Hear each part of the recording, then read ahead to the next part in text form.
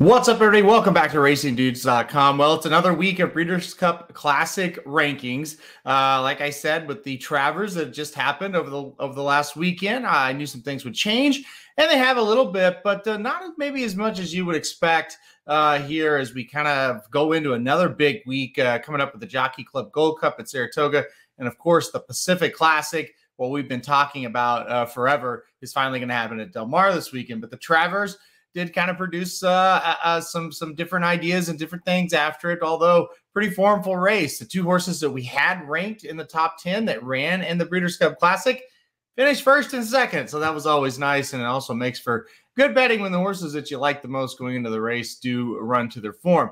Take away the banner here and put up the latest top 10, and we'll go from the bottom and work our way up here. Number 10 on the list is still Taba. He was there last weekend, and he'll be there again this week. I think it helps Taba's case that Cyberknife was a pretty good second in the Travers. I thought he ran very well, and so I think that does help Taba's case a little bit. We'll see. He's pointing to the Pennsylvania Derby. At this point, you really don't know who's going to show up for that race, so you don't really know what he's going to have to beat or anything like that, but it's usually a pretty good race. If he wins it, he's going to probably move up the rankings. So we'll see if Taba can kind of keep his name in the hat, so to speak, for the Classic. I know he's training very well at Del Mar. Number 9 is Hot Rod Charlie. I dropped him down a little bit just because I don't know. I just thought some other horses were a little bit more impressive, including the one that I put up just above him. He's still in the mix. We'll see where he ends up next. We'll see how he runs, and we can judge him off that. But he's kind of in a holding period. I haven't seen him in a month now, and, some other horses are starting to make a little bit of an impact. Number 8 is Cyberknife. Even though he was second in the Travers last weekend, I did move him up a spot. I thought it was a solid race, and I had kind of speculated to a few of my friends before the race. I said, because we were thinking early voting would go out to the front. I said, well, the one kind of wild card is Cyberknife. He has good early speed, not really get on the lead type speed, but good early speed that always gets him in the race. What if he draws the rail, now that he's drawn the rail, I should say, and early voting's just kind of blah, and he was. I think Cyberknife could take this field a long ways. Well, he did, and he led everybody except for Epicenter every step of the way. So good effort from Cyberknife. I like that dimension that he could go out to the front as well. And still, he didn't finish just fantastic, but he did finish well enough to hold off everybody else, so he deserves some credit for that. All right, number 7 on the list is Country Grammar. And this is his big day. I mean, let's face it. This is big weekend, I should say. Let's face it. If Country Grammar wins the Pacific Classic, he's going to beat our number 1 ranked horse. And if he does that, he's probably at least top 2 or 3 after that. So a huge weekend for Country Grammar. We'll see if he can move on up this list. I've got him at number 7 this week as he prepares for this big challenge, taking on Flightline. Number 6 is Olympiad. He's another one. He kind of lost his luster with a poor effort in the Whitney Stakes, but this horse had done nothing wrong before that race, so he could come back, run well this weekend in the Jockey Club Gold Cup, and then we could see Olympiad right back up, maybe in the top 4 or 3 even. Who knows? Number 5, Happy Saver. Again, kind of know what he is. He's hitting the board in these big races. He's ran second behind some great horses.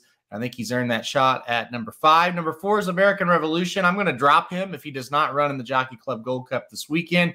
Kind of thought we might see him in the Charlestown Classic. He did not show up there. Again, I've got him at 4. I think he's got a world of talent. We got to see him soon. So I'm going to drop him off this list if he's not entered this weekend anywhere. And that'll just be that for him. But hopefully we do see him and he shows up with a nice effort. Number 3 is Epicenter, and I almost moved him to number 2. But I did pause and kept him at 3. I don't know how much more impressive he could have been in the Travers. That was exactly what you wanted to see if you like Epicenter to win the Breeders' Cup Classic. This horse took a step forward. He dominated that field. He came up to Saratoga this summer and dominated twice. So Epicenter, clearly the number 1 3-year-old heading into the Breeders' Cup. Things are still to be decided in the division, obviously, but Epicenter right there. Like I said, number 1 3-year-old heading into the Breeders' Cup now without a doubt, and a Breeders' Cup Classic win, and he's probably the horse of the year, to be honest. So Epicenter right there, he's put himself in a great position. Very nice win. in the Travers. I almost put him number 2, but at number 2, I kept Life is Good there. I just think he's a smidge better than Epicenter. I think the big equalizer is the 1.25 miles, though. We saw on last Saturday, there is no distance limitations, I don't believe, for Epicenter. He looked very strong at that 1.25 miles. We'll see about Life is Good. I've got him at number 2. I do think he can carry that speed 1.25 miles here in the United States. So we'll keep him at number 2 for now. And number 1, and I've said it from the very first week we started this, Flightline. He's been number 1 every week. If he were to lose in the Pacific Classic, he's out completely. He will fall off the list. And if he wins, he will be number 1 and the favorite probably, depending on what happens, obviously, this weekend and how he looks. But if he wins, he's probably going to be the favorite in the Breeders' Cup Classic. So it's all or nothing for this horse this weekend in the Pacific Classic. We will see what he does. So it's getting exciting. Like I said, 2 Breeders' Cup winning year ends this weekend, 1 at Del Mar, and then that Jockey Club Gold Cup at Saratoga. So a lot to unfold.